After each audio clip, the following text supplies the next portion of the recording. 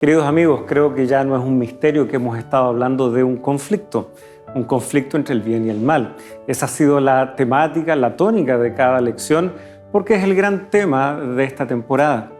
Sin embargo, todo conflicto en algún momento debe resolverse. Y estas resoluciones, estos cierres, estos momentos climáticos suelen suceder rápidamente. Hay algo que inminentemente va a ocurrir y puede estar ocurriendo bajo nuestras propias narices y no hemos estado apercibidos de aquello. Por lo tanto, acompáñenos en este capítulo en donde trataremos de profundizar en un capítulo, Apocalipsis 13, en donde veremos actores y personajes que están detrás de este conflicto. Estudiemos juntos.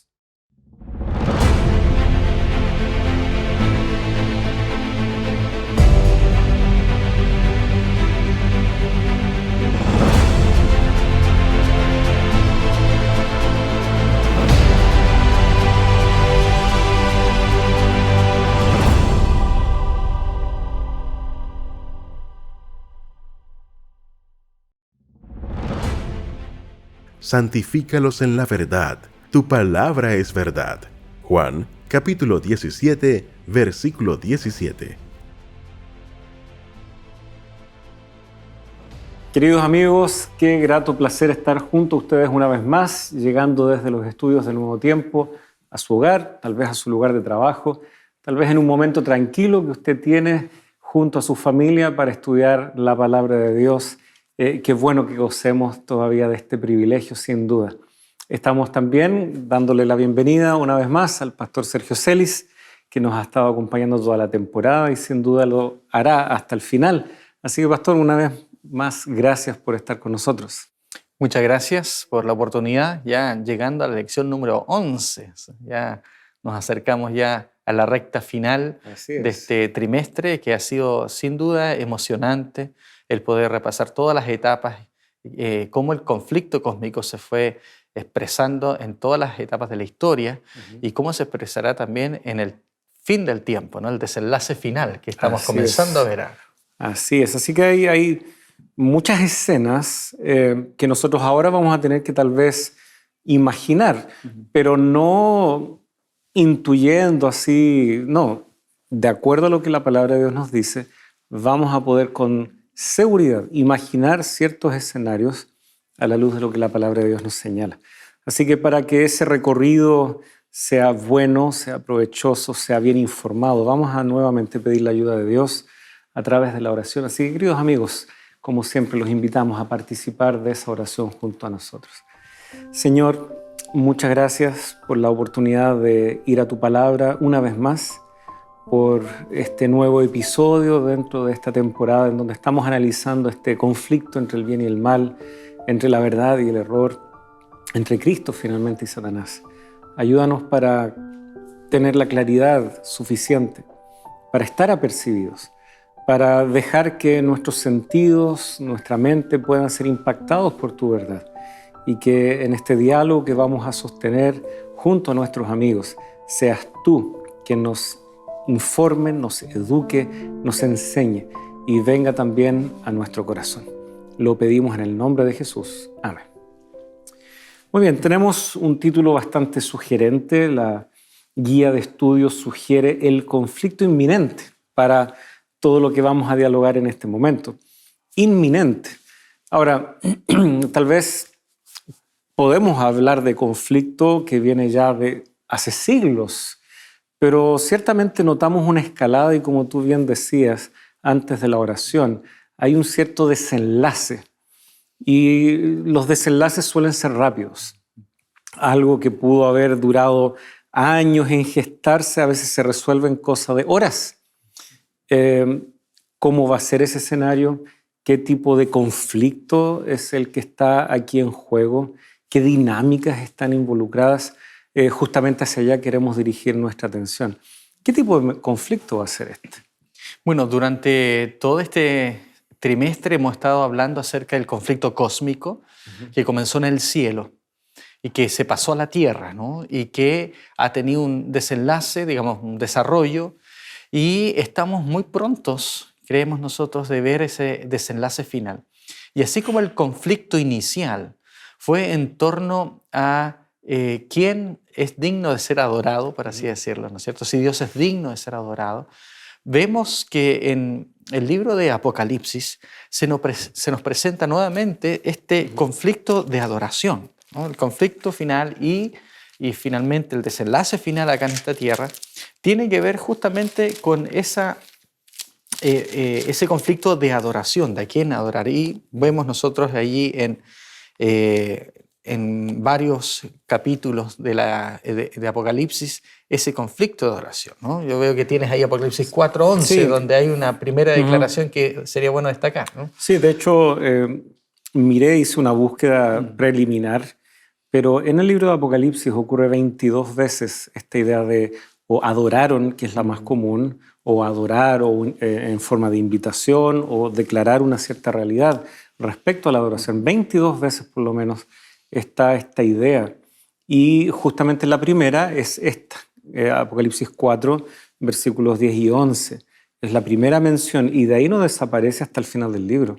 O sea, realmente hay una pugna entre Cristo y Satanás, Cristo siendo el protagonista, el que va conduciendo la historia, pero es a través de la adoración que nos aproximamos a comprender mejor esta historia y este desenlace. Si vamos a leer, ahí dice, los 24 ancianos, voy a leer desde el versículo 10, los 24 ancianos se postraron delante de aquel que está sentado en el trono y adoraron a aquel que vive por los siglos de los siglos y echaron sus coronas delante del trono diciendo, digno eres, Señor, y Dios nuestro, de recibir la gloria y el honor y el poder, porque tú creaste todas las cosas y por tu voluntad existen y fueron creadas.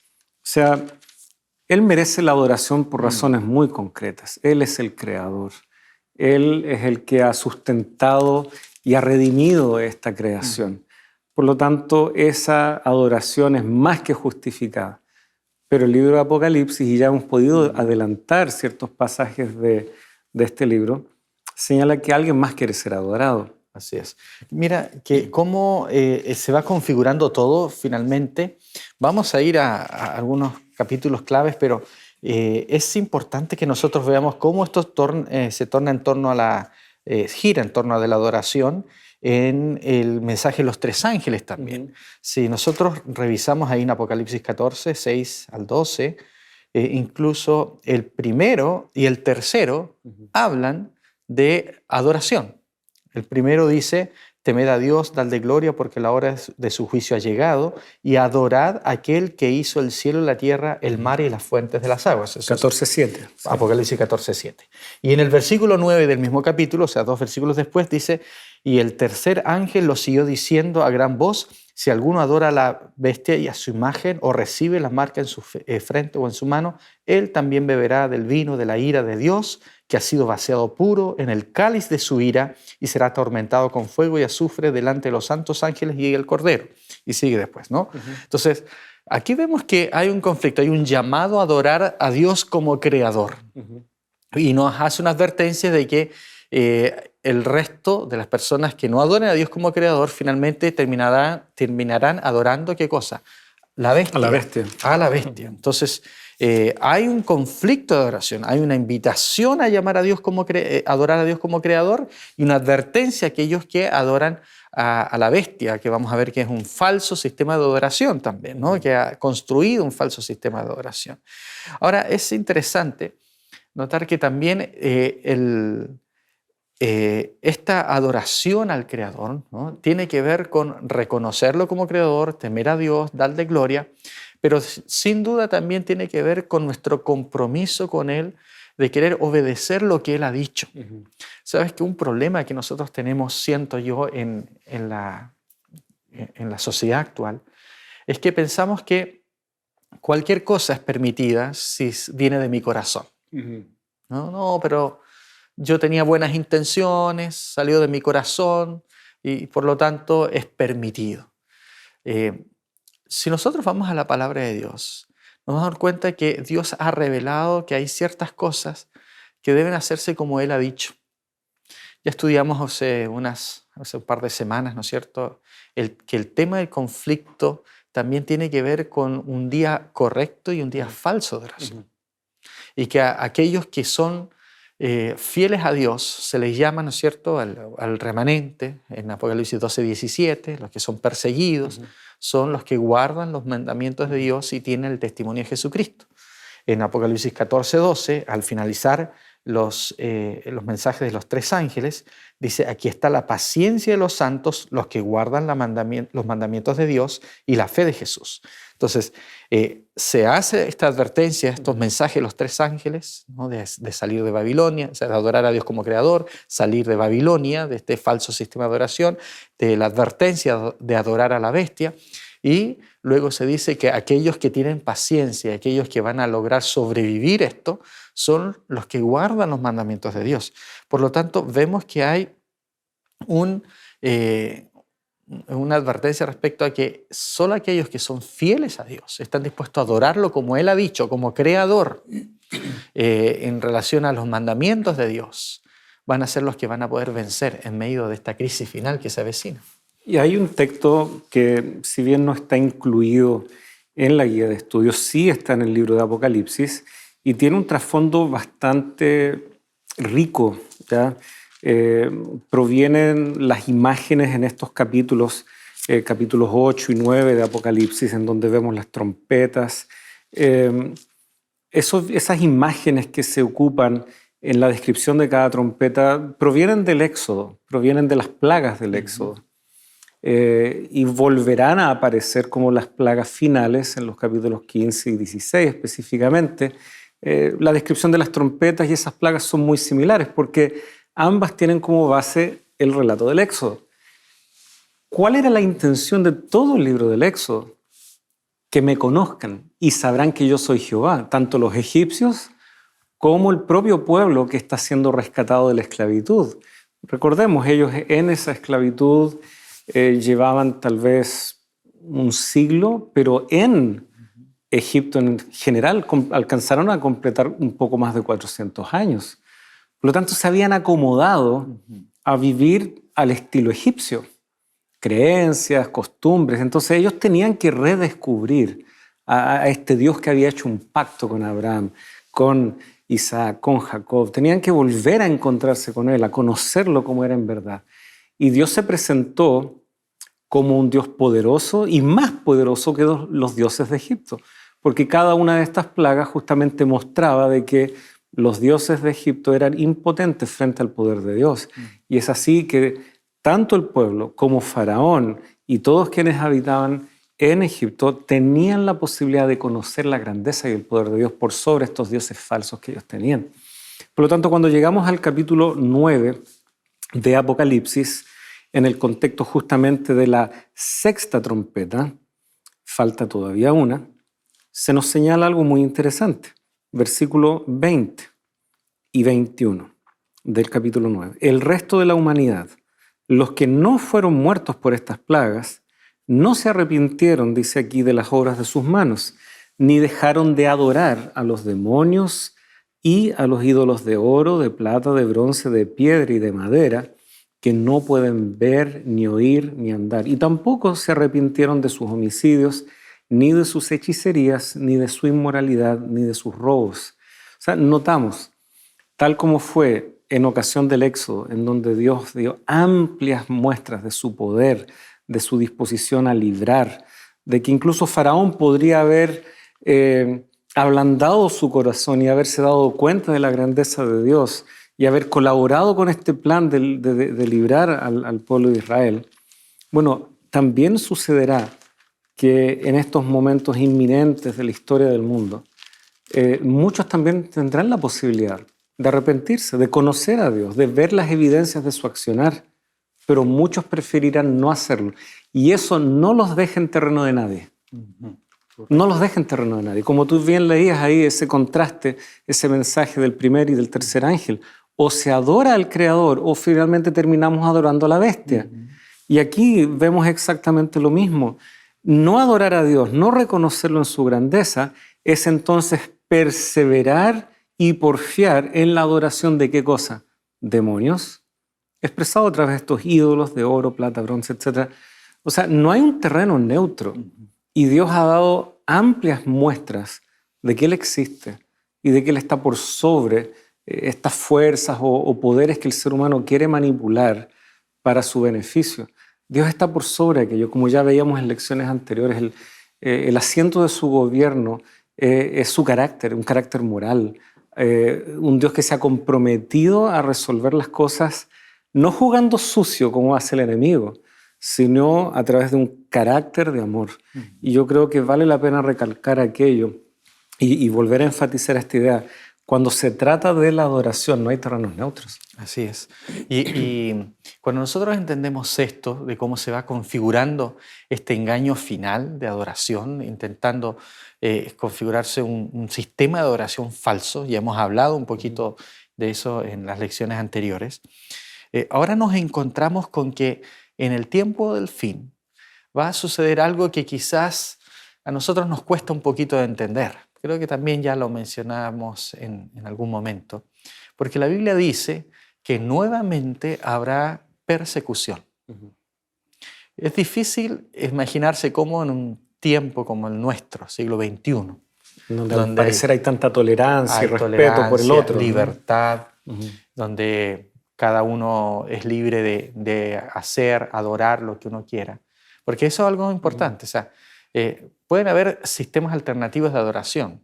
Dios de alguna manera ve que existe, aunque hay uno solamente correcto en el final del tiempo. El problema está cuando tú impones este sistema de adoración, porque estás anulando la posibilidad de que las personas puedan conocer la verdad si es que está equivocado. O sea, no se trata de imponer la verdad, pero tampoco queremos que se imponga el error. Y la Biblia nos dice que va a suceder eso. Se va a imponer un sistema falso de adoración que va a realizar o que va a llevar a una persecución. Y hay varios textos en la Biblia que nos advierten acerca de esta persecución. Jesús les dijo ahí en San Juan capítulo 16, el versículo 2, les dijo a sus discípulos: os expulsarán de las sinagogas y aún viene la hora cuando cualquiera que os mate pensará que rinde servicio a Dios. Mira qué tremendo. En el nombre de Dios, perseguir y matar personas. Eso pasó en el pasado y la Biblia nos dice que perfectamente puede volver a suceder, ¿no? Y pasó con el mismo Jesús. Jesús dice, Él está blasfemando. O sea, ellos estaban queriendo proteger el buen nombre de Dios. Ellos querían defender un concepto correcto de Dios contra el cual, según ellos, Jesús estaba blasfemando, y todo eso fue sumando para que finalmente lo mataran en la cruz. Mateo 10, 22 también nos presenta este hecho. Lo tengo acá, dice, por favor. Serán odiados de todos por causa de mi nombre, pero el que persevere hasta el fin, ese será salvo. Note que esto habla de perseverar hasta el fin.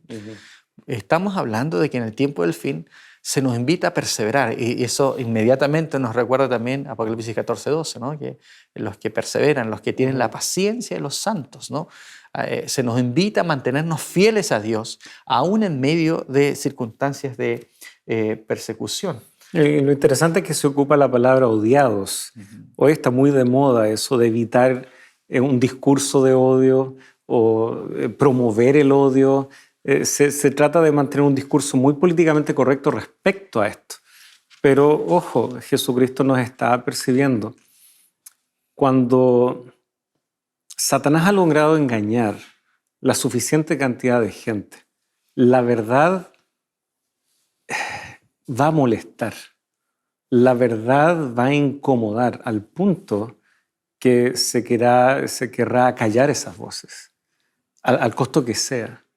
Cuando algo nos inquieta a nivel de nuestra conciencia, cuando algo nos incomoda al punto de que no logramos quedarnos tranquilos porque sabemos que se nos está denunciando nuestro error, tenemos dos opciones.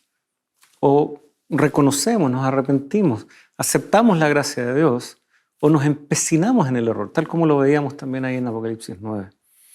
Bien, sin duda, podemos todavía explorar algunos de estos elementos, pero ha llegado el momento de hacer una pequeña pausa. Así que, queridos amigos, quédese con nosotros. Ya estamos de regreso junto a ustedes en Lecciones de la Biblia.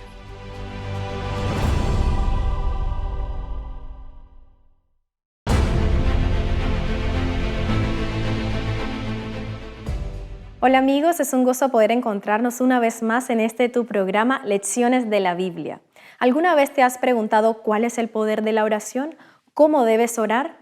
La Escuela Bíblica de Nuevo Tiempo ha preparado este material de estudio llamado Dios me oye. Aquí encontrarás la respuesta a esa pregunta y a muchas más. Para solicitarla, solo debes escribir un mensaje al número que está apareciendo aquí en pantalla y la haremos llegar gratuitamente gracias a nuestros ángeles de esperanza. Que el Señor te bendiga.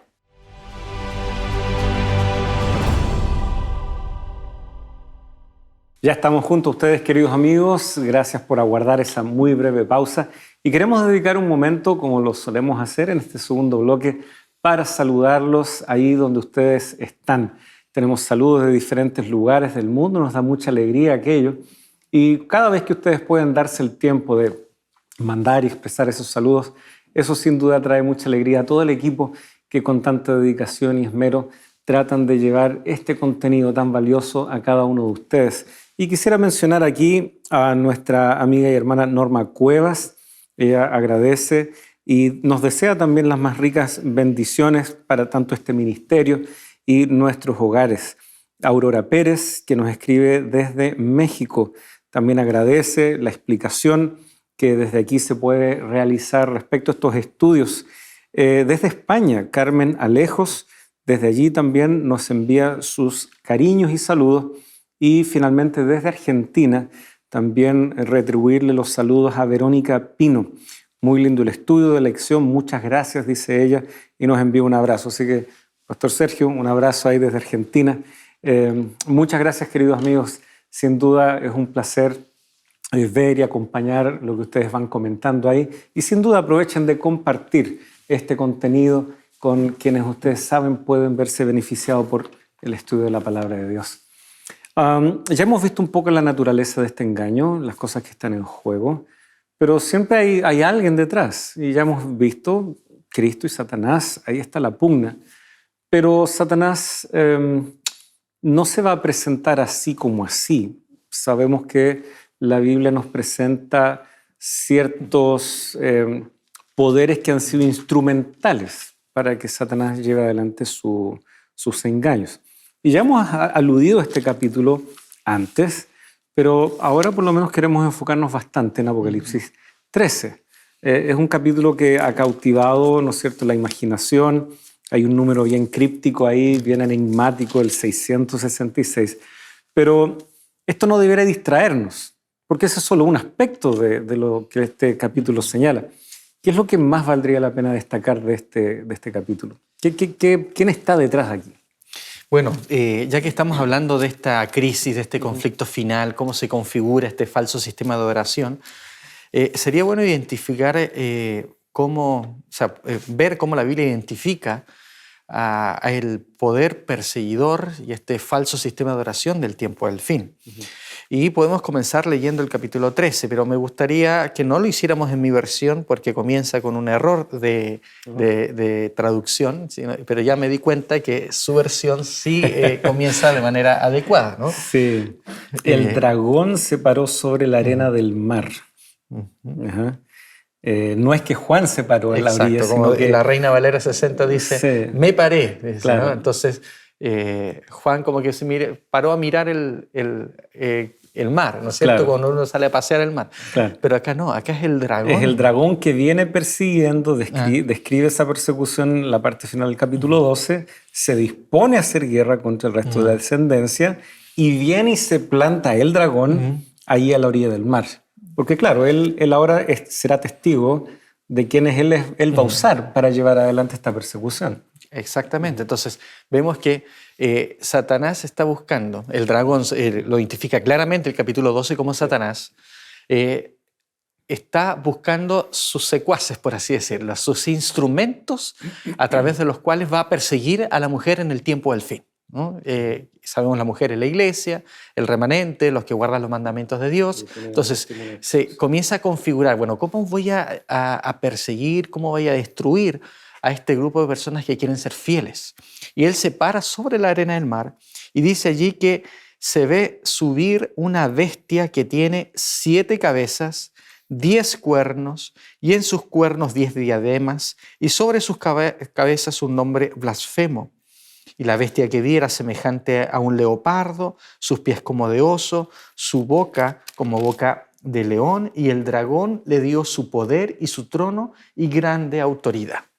Cuando uno lee estos versículos, uno inmediatamente comienza a hacer conexiones, ¿no? Aquel que es estudioso de la palabra de Dios se encuentra que inmediatamente con algunas conexiones que aparecen acá con del libro de Daniel, por ejemplo. En el libro de Daniel también hay bestias que suben del mar, y ahí son 4 bestias, y que curiosamente son las mismas bestias que aparecen aquí nombradas en el versículo 2, solo que ahora están todos concentrados en una sola, ¿no es cierto? Hay partes del león, del oso, del leopardo, ¿no es cierto?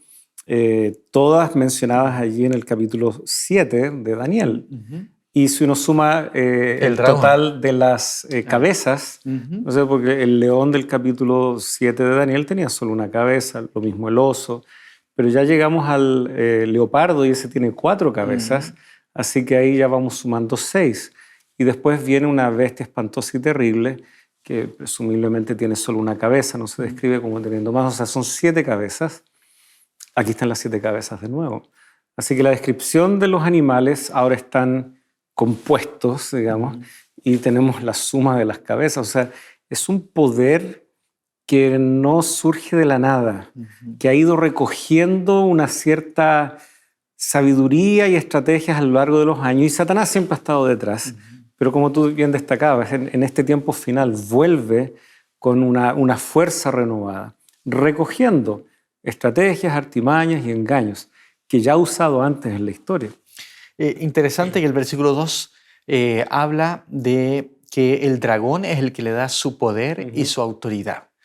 El dragón aquí también, recordemos que tanto en el capítulo 12 al principio, y con la conexión que pareciera haber porque menciona las 3 bestias, más el dragón, que podríamos identificarla con la bestia espantosa y terrible que aparece en Daniel 7. Por lo tanto, tenemos ahí 2 elementos que nos permiten también que el dragón, a la vez que Satanás, también representa el imperio romano, ¿no? Que ya lo vimos en Daniel capítulo 7.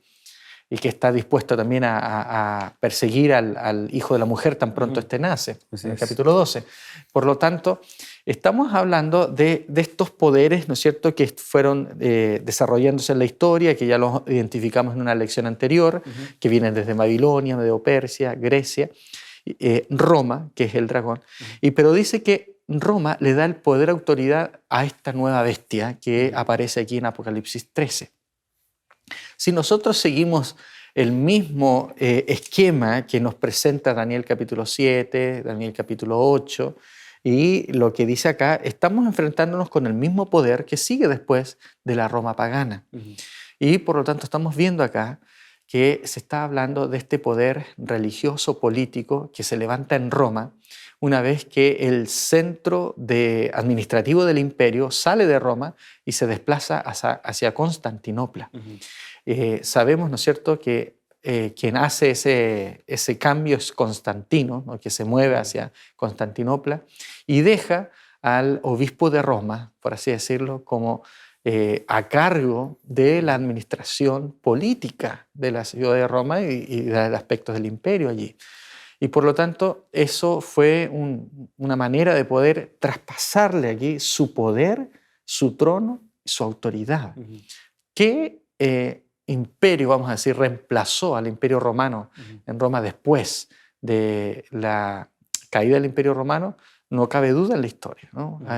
La guía de estudios nos presenta algunos historiadores que reconocen que el único poder que toma esa autoridad de Roma y se sienta, ¿no es cierto? Me gustó esta expresión que dice acá Thomas Hobbes, que es también un historiador, dice: el papado no es otra cosa que el fantasma del difunto imperio romano que coronado se sienta sobre su tumba, dice el historiador. O sea, estamos hablando, ¿no es cierto?, este poder que ya hemos hablado también, ¿no es cierto?, que después del imperio romano asume el liderazgo político del imperio. De alguna manera, la religión cristiana es la que unifica el imperio Y por lo tanto comienza a verse al obispo de la ciudad capital como aquel que tiene la autoridad para poder aplicar las leyes. Entonces, aquí vemos, ¿no es cierto?, que algo que era hermoso, precioso, que es la iglesia de Cristo, ¿no? Por el surgimiento de un poder que comienza a tener ribetes políticos, sociales, y comienza a perseguir a aquellos que no piensan como él, se convierte en una bestia. Ya aparecía como un cuerno pequeño también, ¿no es cierto?, en Daniel capítulo 7 y capítulo 8, y aquí aparece propiamente ya con una bestia que se la describe de una manera terrible y que también dice cosas terribles. Si nosotros... De hecho, se repite bastante lo de la blasfemia, 4 veces por lo menos, y se destaca bastante lo de la boca. ¿Ya? Es curioso, verso 2, sus pies eran como los de un oso y su boca como la boca de un león. O sea, repetir 2 veces, boca, boca, y después sigue repitiendo, y de su boca, y las blasfemias. O sea, pareciera que el poder, más allá, como tú lo señalas, es religioso, es político. Empieza esta bestia realmente a roncar en el mundo antiguo, ahí, medieval, etc. Pero ¿cómo lo hace? Es a través de lo que enseña, es a través de lo que impone. Y al decir blasfemia, necesariamente lo hace no comentando sobre cosas triviales y cotidianas de la esfera solamente terrenal, lo hace declarando cosas incorrectas respecto a Dios y atribuyéndose un rol y un estatus respecto a Dios que no le corresponde. Y por lo tanto vamos viendo cómo va surgiendo una religión que paradójicamente, ¿no?, desplaza a Dios, desplaza a Cristo. No habría nada más terrible que el vehículo que debe acercarnos a Dios ahora nos aleje de Dios. Pero esto fue lo que ocurrió. Y de ahí la descripción de una bestia. ¿Ya? Un animal salvaje es una bestia. No es un poder que esté sojuzgado, domesticado, por decir así, dócil. No. Hace y busca hacer lo que le da la gana y no reconoce la autoridad divina. Y de ahí esta blasfemia que se repite tanto para identificar este poder. Curiosamente, esto no fue de un día para otro, ¿no? Tú mencionabas ya desde Constantino se empieza a dar esta situación, después vendrá Justiniano, por lo menos 2 siglos después, que refrendará esto y que ayudará también al obispo romano a estar más tranquilo, a no tener tanta oposición. Ya hemos visto eso en unos capítulos anteriores, ¿no? Estas tribus bárbaras que habían adoptado un cristianismo equivocado, el arrianismo, etc. Pero aún así, después de ese momento en donde a través de los ejércitos de Justiniano se expulsan estas tribus, aún así se sigue consolidando, consolidando el poder. Finalmente en el año 625 aproximadamente ya no hay más senado y por lo tanto queda solamente la figura del papado. ¿Ya? Pero sí, hay fechas, ¿no es cierto?, interesantes que se van dando ahí. El 538 siempre hemos identificado como muy relevante también, porque ahí es donde ya se terminan por expulsar estas tribus. Pero notamos de que el poder se sigue consolidando y se sigue consolidando hasta el punto de que queda como el único actor relevante en este sentido. Así que sí, todas las pistas, todos los elementos que el texto da, las conexiones con Daniel, no dejan ni una duda. Aquí tenemos a este primer protagonista. Este poder que habla blasfemias porque él se quiere colocar en el lugar de Dios. Ahí se menciona Juan 10:33, ¿no es cierto?, cuando se le acusa a Jesús de blasfemia, porque él también tiene una identidad divina, ¿no? Pero obviamente Jesús sí era divino, ¿no? Y acá se dice que este poder también habla blasfemia. ¿Por qué? Porque se hace pasar por Dios. Eso nos recuerda cómo lo describe también Pablo en 2 de los Tesalonicenses, ¿no es cierto? Porque es un poder que se sienta en el trono de Dios queriendo hacerse pasar por Dios. ¿no? Y un poder blasfemo también porque se atribuye la posibilidad de perdonar pecados. También ahí en Lucas capítulo 5, versículo 21, a Jesús se lo acusa de blasfemia por querer perdonar pecados, por tener atribuciones divinas. Y lamentablemente, en la concepción del papado, se considera que el Papa es el representante de Dios en la tierra, de Cristo en la tierra, es el vicario del Hijo de Dios, ¿no? Y que Él tiene la misma autoridad que Cristo. Es una situación un tanto fuerte y por ser representantes de Cristo lo que ellos dicen es la autoridad, ¿no? Entonces, vemos cómo se va configurando acá un sistema de adoración que está basado en el hombre, que está basado en el engaño, en lo que la persona quiere hacer, ¿no es cierto? Y por eso Pablo le habla a este poder y lo representa como el hombre de pecado, justamente destacando de que por muy religiosa que sea esta figura, es una institución humana, no goza del respaldo divino. Nosotros sabemos que este poder, esta religión, esta forma de religión es muy antigua. Hay muchos que declaran, bueno, esta es la primera iglesia, etc. Pero se nos olvida de que en realidad Jesús dejó una iglesia en la persona de sus apóstoles, la enseñanza que ellos transmitían fielmente respecto a Jesucristo. Y no vemos que ellos hayan configurado un sistema ni siquiera remotamente parecido a lo que vemos hoy, ahora en este poder, en donde pareciera que el ser humano tiene el monopolio de quien se salva, de quien se pierde, o como tú mencionabas, de que un ser humano perdone o absuelva pecados. Jesucristo enseñó todo lo contrario, que nosotros a través de Cristo podíamos presentarle nuestra causa, nuestra plegaria directamente a Dios, acercarnos al trono de la gracia y para recibir ese oportuno socorro, en donde el único mediador entre Dios y los hombres es Jesucristo.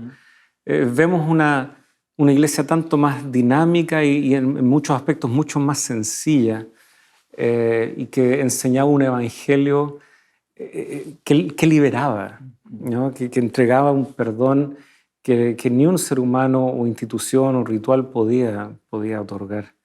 Pues bien, tenemos identificada, creo yo, lo suficiente esta primera bestia del capítulo 13, pero vemos que no es la única. El mismo capítulo 13 sigue con más descripciones. Así que, queridos amigos, después de la pausa, vamos también a dirigir nuestra atención. ¿Cuál es esta segunda bestia? ¿Qué otros elementos aporta esta en relación a la primera? Y todo bajo el alero de que detrás está el dragón. Así que, por favor, después de esta pausa ya seguimos junto a ustedes.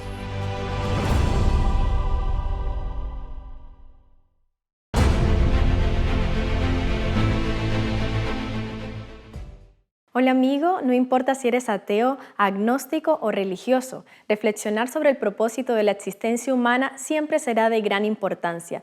Es por eso que la Escuela Bíblica de Nuevo Tiempo ha preparado este material de estudio llamado Evidencias, donde encontrarás sin prejuicios el plan que Dios tiene para ti.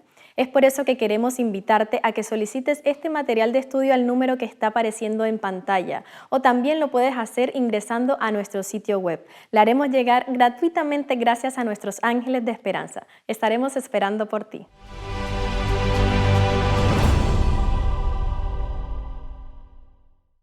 Ya estamos junto a ustedes una vez más, sin tiempo que perder realmente, porque tenemos mucho que cubrir todavía. Si bien es la segunda parte del capítulo, pero hay muchos detalles que no quisiéramos dejar fuera. Ya hemos visto esta primera bestia, pero el versículo 11 introduce, vi otra bestia. Tiene ciertas diferencias, sin duda. Ya la primera sale del mar, esta sale de la tierra, pero pareciera que cumple un rol más bien complementario, ¿no es cierto? Así que, ¿por dónde van los detalles para identificar esta bestia? Y tal vez, ¿cuál es la dinámica de la segunda bestia con respecto a la primera? Yo creo que ahí, en esa dirección va a ir nuestro diálogo. Mira, es interesante porque esta bestia surge de la tierra. La tierra acaba de ser mencionada en el capítulo 12 como un elemento de ayuda para la mujer durante los 1260 días de persecución.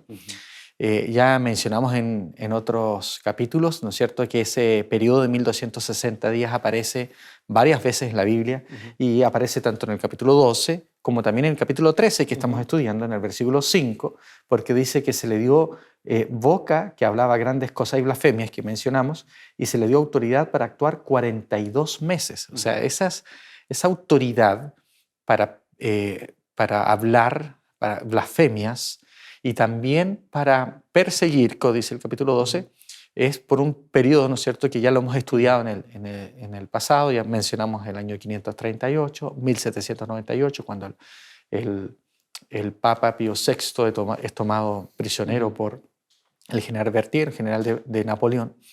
Pero simultáneamente a este tiempo de persecución, ¿no?, la tierra ayudó a la mujer en tiempo de persecución, pero de esta tierra, que es una ayuda, vamos a decir, que está del lado de la mujer, que es el lado inicialmente, bueno. el verso 16 del capítulo 12, pero la tierra ayudó a la mujer, dice.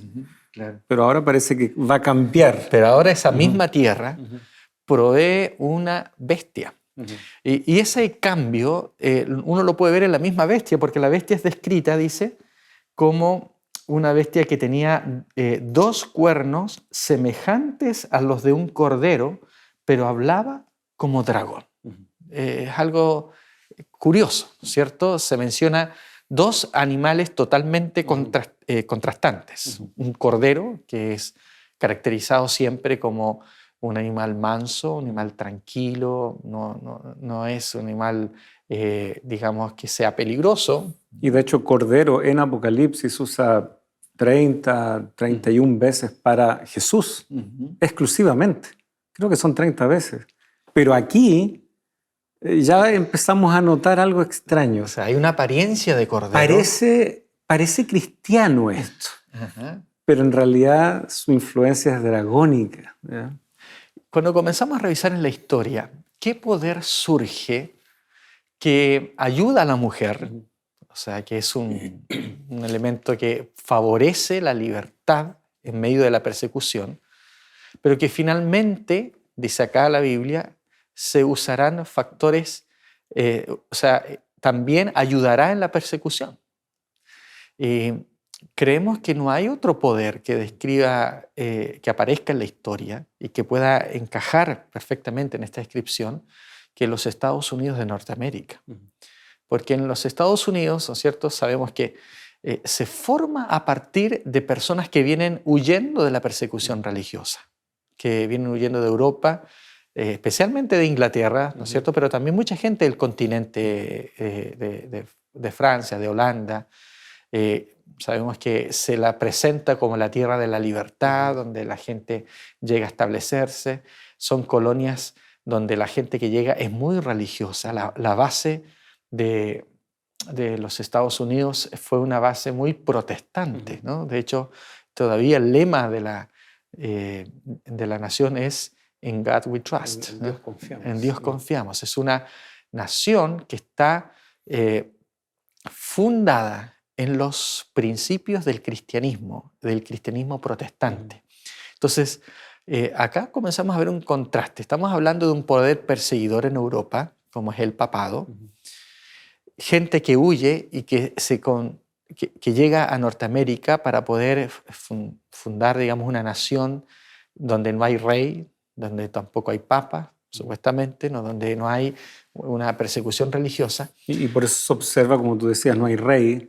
Esta bestia no tiene diademas en sus cuernos, no tiene coronas, por decir así, como tiene la otra, en donde todavía había monarquías al servicio del papado, donde el papado de hecho tenía cierta autoridad sobre las diferentes monarquías en Europa, etc. Acá ya no es el caso.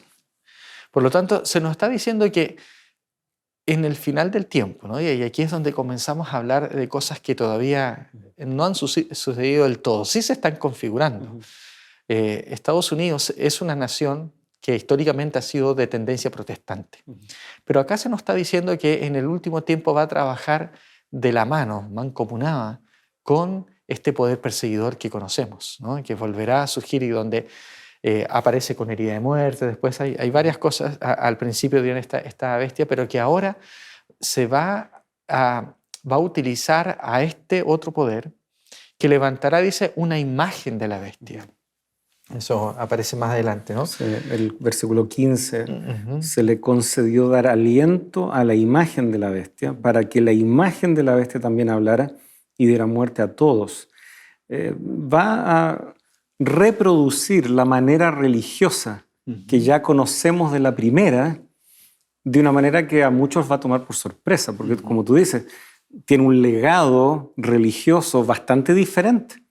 O sea, Estados Unidos recogió gente, como tú decías, que venía huyendo de la opresión en Europa, articulada por el papado, y ellos huyen a estas tierras nuevas de oportunidad, y sin embargo llegará un tiempo en donde pareciera que van a ser un espejo el uno del otro, ¿ya? Y la forma religiosa de la cual se huyó va a finalmente ser reproducida a través de esta adoración falsa. Ya hemos visto cómo este tema ya ha sido reiterado en diferentes capítulos de esta temporada, en torno a un día equivocado, una percepción del carácter de Dios equivocado, como veíamos recién la semana pasada, un concepto equivocado de la muerte y la resurrección, etc. Nuevamente, Satanás parece que no tiene más engaños, pero los ha sabido reutilizar de tal manera de que un poder que, como recién tú destacabas, comenzó siendo auxiliador de la mujer, ahora pasa a ser su peor enemigo. Y quizás la pregunta es, ¿cómo puede ser que un poder, una nación que garantiza libertades, que siempre se presenta como el defensor de la libertad, incluso ha intervenido en países donde supuestamente esa libertad está amenazada? Bueno, sabemos que a veces por intereses más políticos y económicos que otra cosa. Y un formato de la libertad que viene bajo el nombre de democracia. Exactamente. Este país necesita democracia, pero en realidad hay intereses también del aceite, el petróleo, cosas así. Pero vemos que este poder, hoy en día nadie duda de que Estados Unidos quizás es la gran potencia mundial. Quizás China, algunos pueden decir, puede enfrentarlos, siempre está Rusia desde el tiempo de la Guerra Fría, etc. Pero a la luz de la profecía y del recorrido histórico que necesariamente la profecía nos muestra, no nos quedan muchas alternativas que ver a Estados Unidos. Es Estados Unidos, sí, obviamente. Y que Estados Unidos de alguna manera hará una imagen de la bestia. ¿Qué significa esto? Significa que de la misma manera que un poder religioso asumió, atribuciones políticas, ¿no? Temporales para poder aplicar o obligar a la gente a adorar a Dios de determinada manera, de la misma manera, en Estados Unidos en algún momento se van a promulgar leyes religiosas. Y sabes que Estados Unidos siempre ha tenido un poquito de problemas con esto, ¿no? ¿Cierto? Le llaman las leyes Blue, ¿no? Las Blue Laws, que ya están desde el siglo XIX. Hubieron intentos de poner leyes que prohibieran ciertas prácticas religiosas, sino que se hicieran solamente las que el gobierno aprobaba. Pero siempre Estados Unidos se fue librando un poquito de eso, ¿no? Y fue, privilegiando la libertad de conciencia. Y la separación de la iglesia con el Estado. Exactamente, ¿no? La iglesia no tiene nada que ver con el Estado. Pero nosotros estamos viendo que en este momento, en vista de la crisis moral, la crisis social que hay en Estados Unidos, hay una buena cantidad de la población que está queriendo volver a los principios históricos de Estados Unidos. Y ya hay bastante influencia de partidos políticos religiosos en el gobierno, ¿no? Y eso es un poquito transversal, digamos, dependiendo quizás de qué lado de los partidos políticos dominantes que haya, no nos vamos a meter en eso, pero hay bastante presencia ya, y todo aquel que quiera postularse a la presidencia sabe que tiene que entrar a conversar y a negociar con estos poderes políticos que representan los valores cristianos que todavía Estados Unidos tiene. Eso por un lado. Y por otro lado, quizás la pregunta es, ¿cómo es que nosotros vamos a poder ver persecución nuevamente en los Estados Unidos de Norteamérica como hubo en Europa, sí es un país de libertad. Yo no sé cómo va a suceder, yo creo que es como hasta imposible en determinados momentos. Pero sí podemos decir que la historia nos ha enseñado que cuando hay crisis, las libertades se restringen. Quizás el mejor ejemplo lo tuvimos nosotros en la pandemia. En la pandemia del COVID, sí. Fue una crisis y inmediatamente no podíamos salir a la calle. Solamente teníamos ciertos espacios de tiempo para poder hacer nuestras cosas, ¿no? Acá en Chile, por lo menos, se estableció todo un sistema para poder conseguir los permisos de salida y todo eso. Y nos vimos todos restringidos en nuestras libertades. Si hubiese crisis mayores todavía, no solamente una crisis sanitaria, sino también crisis políticas, crisis sociales, si lo añadimos a esto, a la crisis climática que se habla. La escalada de violencia también. Exactamente. Y el tema también de la alimentación, que muchos dicen que podemos llegar a algún tipo de crisis de ese tipo. Sumado a eso a catástrofes naturales, que también todo esto la Biblia presenta que va a ser parte de este último tiempo, yo creo que no es de extrañarse que pueda haber en algún momento también una restricción de las libertades en los Estados Unidos que nos van a mostrar que el desenlace está ocurriendo. Y no será solo en Estados Unidos, porque finalmente el escenario aquí es mundial. De ahí un poco esto del dragón parándose frente a la arena del mar, y que de ahí sale una bestia y de la tierra sale otra. O sea, mar y tierra. Se está hablando de algo que abarca, ¿no es cierto?, nuestro mundo. Nos va quedando muy poco tiempo. Seguramente queda gusto a poco tratar de abordar en los tiempos que tenemos más otros capítulos. Pero sin duda hemos podido cubrir lo esencial. ¿Qué desafío nos queda ahora? Entendiendo que están estos engaños, entendiendo de que hay identidades tan claras respecto a cómo Satanás ha estado trabajando. Queridos amigos, la palabra de Dios nos entrega suficiente evidencia para decirnos que estamos a las puertas de un conflicto inminente. Un conflicto por tu conciencia, por tu forma de pensar, un conflicto que va a determinar si realmente quieres estar del lado de Dios o no. Yo te invito en esta hora a que te prepares, a que estudies la palabra de Dios, que descubras cuál es el mensaje que Dios quiere que conozcas en este tiempo y que puedas tomar una decisión de ponerte firmemente del lado de la verdad de la palabra de Dios y ser fiel, estar juntos los que guardan los mandamientos de Dios y también tienen el testimonio de Jesucristo. Te invito a que puedas ser parte también de esto a través de una oración. Dios y Padre, Señor, una vez más, podemos ver en tu palabra que tú nos das suficiente información para estar preparados frente a las circunstancias que este mundo tiene que enfrentar. No sabemos, Señor, cuánto falta para que estas cosas sucedan, para que este sistema de adoración falso pueda hacerse presente, pero sabemos, Señor, que hoy en día ya tenemos que ir tomando decisiones importantes a favor de ti, a favor de la verdad.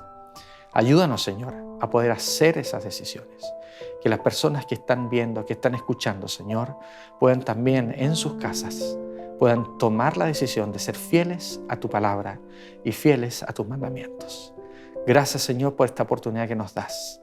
Te pedimos que te quedes con cada uno de nosotros. Lo pedimos en el nombre de tu Hijo amado Cristo Jesús.